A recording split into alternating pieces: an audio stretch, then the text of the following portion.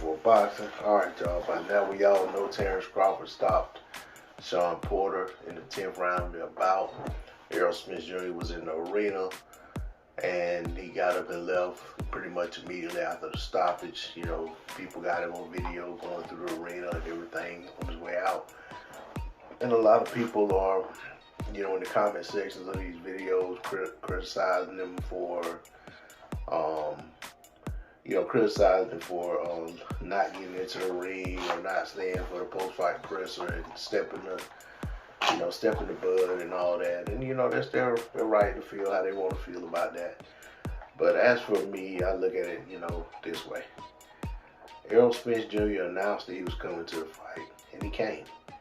You know, he went to the fight. Did he have to be there? No.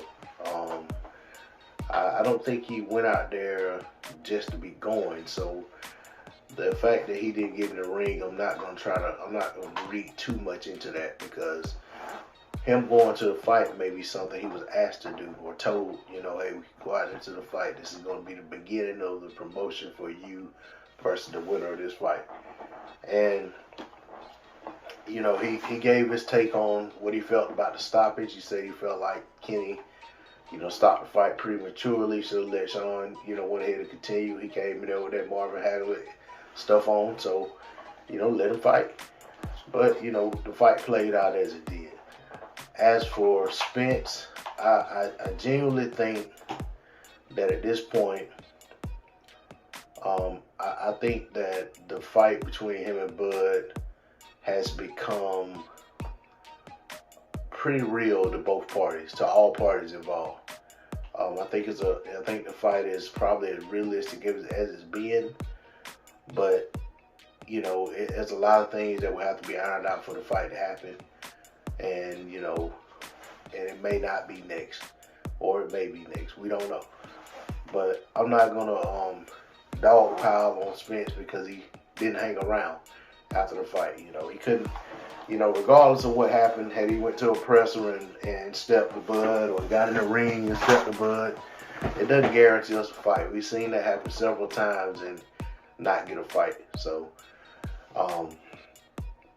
would it have been entertaining? Absolutely. Would it have given us a lot to talk about on our channels? Absolutely. But at the end of the day, does it make fights? No, it doesn't. It helps build up the fights, help promote the fights, help keep interest going for those fights, but it doesn't make the fights. So I have to say, you know, I'm glad that he went. I'm glad that Bud was notified and he acknowledged the fact that he was there. And said what he said in response, and you know what I'm saying? I just, like I said, I don't want to read too much into it, but I'm glad that he went to the fight, and I hope that it materializes into us getting a fight sometime in the very near future. We've been waiting on this fight long enough, and this definitely could end up being one of those situations where the fight, when we waited too long and something goes wrong, we don't get the fight.